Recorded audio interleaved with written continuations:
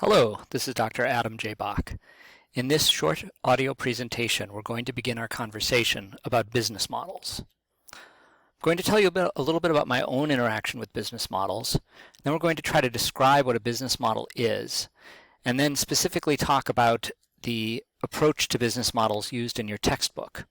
And then we'll mention the business model canvas and then provide a brief introduction to business model innovation simply because it's an interesting topic that I think that you should be aware of. So before mentioning anything else, I guess I should point out that business models are of particular interest to me because I've spent the last 10 years studying business models as part of my academic career. I've identified some of the books and articles that I've written about business models.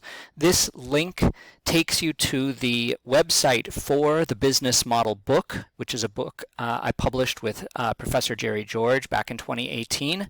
The website has extensive resources and other information that might be interesting or useful if you're actually going to be involved in building real business models.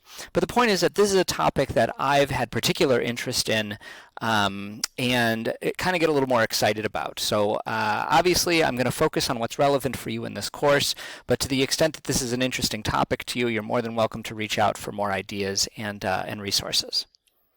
So one of the things that's important to know about business models, which is sort of only hinted at in your textbook, is that there's a fair amount of disagreement among scholars and practitioners about what a business model is and how to use them.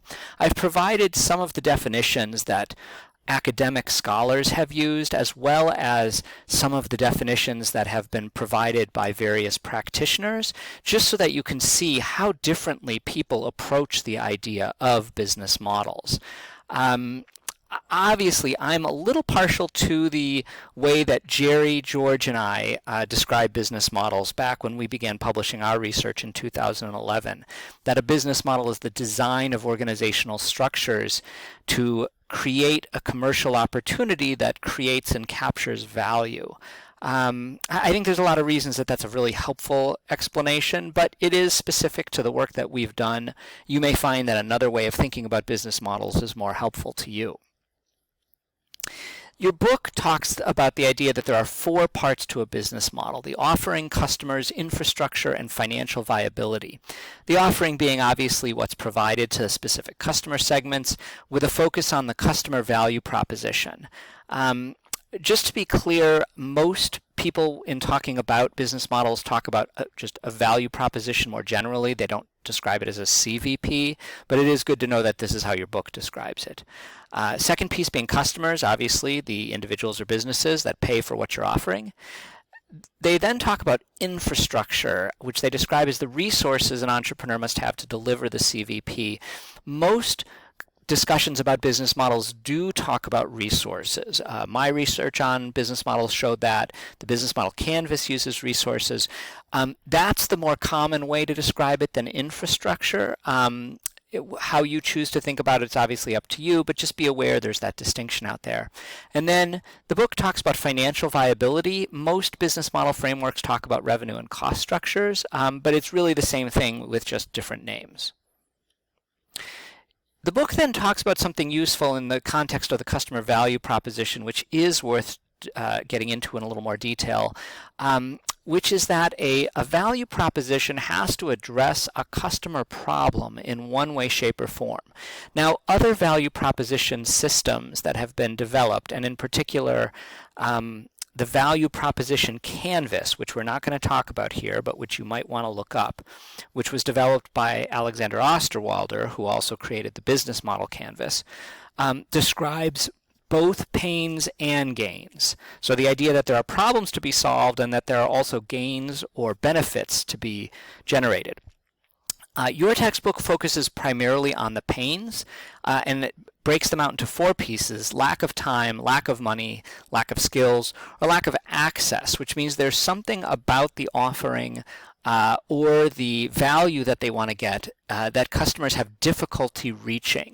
And I think that this is a pretty useful way of thinking about it. There are a lot of other things and benefits that customers can get, but this is a kind of a really nice starting point if you're building a business model to say, what problem do we really solve? So given what your textbook has described, it's also really important to make sure that you're familiar with the dominant framework in business model thinking, which is the business model canvas. This is a slightly stylized illustration of it. If you Google the business model canvas, and when you go to Canvanizer, you can find that very easily. But I kind of like this one. It's a nice descriptive way of looking at it, in which there are 9 elements of the business model. As you can see, they're fairly closely related to the way that your textbook talks about a business model. But it is important that you understand these, you're familiar with them, and that you can begin to use this framework to describe a business model, because this is now the dominant way that entrepreneurs, venture capitalists, and managers and executives talk about business models, is with this particular framework. There's some big advantages to this framework. It's a consistent logic that everybody's familiar with, and a very straightforward way of thinking about how a business actually functions. Using the canvas makes it less likely that you're going to miss something important, a key gap in your business model. You can easily use this to change what you're thinking about if information suggests that you need to pivot your business model. It's a great starting point for generating your financial model. Because it's a nice and easy to use framework, I believe it helps you get out of the office and talk with customers more. I think very often one of the flaws in business models is that people think they've written a business model and therefore they're ready to go. A business model is just a map. It's just a piece of paper with writing on it. The business model canvas has become an industry standard, so it's good for efficient communication. You can hand someone your business model, and more likely than not, they'll understand where you're coming from, and you'll be able to have a useful conversation. There are some important cautions about using the business model canvas. First of all, just filling it in is the starting point, not the destination. The fact that you've written up a business model canvas doesn't mean you have a viable company. It just means you have a piece of paper with a lot of writing on it.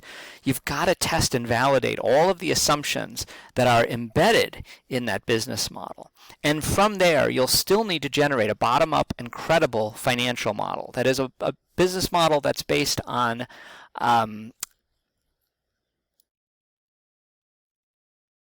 So a really useful way to think about a business model is that it's a snapshot.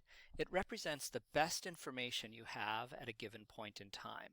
You're always interpreting circumstances in context. So a business model could be viable for a long time if you're in a very slow changing industry, there's very little competition, or there's few changes in tech and customer needs. And so I've got this little image up there of our skier who's casually headed down this slope and obviously enjoying the experience. But that's not always how this works. Sometimes situations change, and they can change radically, as in our case here with our skier who suddenly finds himself on a ski jump. Your business model is only viable if it's aligned with the changing needs of customers and the broader competitive context. So if either one of those changes significantly, your business model has to change as well. Otherwise, it's simply not going to be aligned with what customers are actually interested in. New opportunities may also require you to adjust parts or all of your business model. So that brings us to an additional topic, which isn't as clearly covered in your textbook, but I think is worth having some familiarity with, which is business model innovation. That's also another topic that I've specifically studied. In fact, in one of our articles, Jerry and I wrote that business model innovation is very risky. It's a leap of faith based on limited, potentially unknowable information, rather like our skier jumping off a mountain. The issue is that changing your business model in a significant way, right? So we're not talking about like minor adjustments, like a business model change of, oh, we used to only be in Madison, Wisconsin. Now we're also expanding to Milwaukee. That's not a business model change, right? That's just some geographic expansion. Business model change and innovation is where you're changing multiple elements of the canvas all at the same time. And that requires significant changes in your processes, your resources, and systems.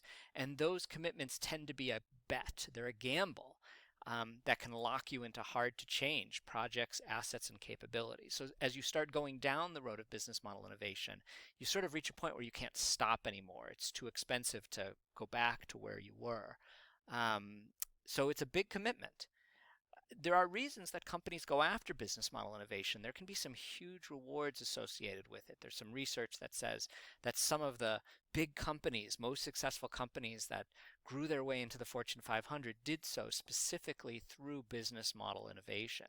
And you can probably think about really good examples. Going back further, an organization like Priceline that changed the way, brought in a radical new model for how hotels and airfare and car rentals were priced.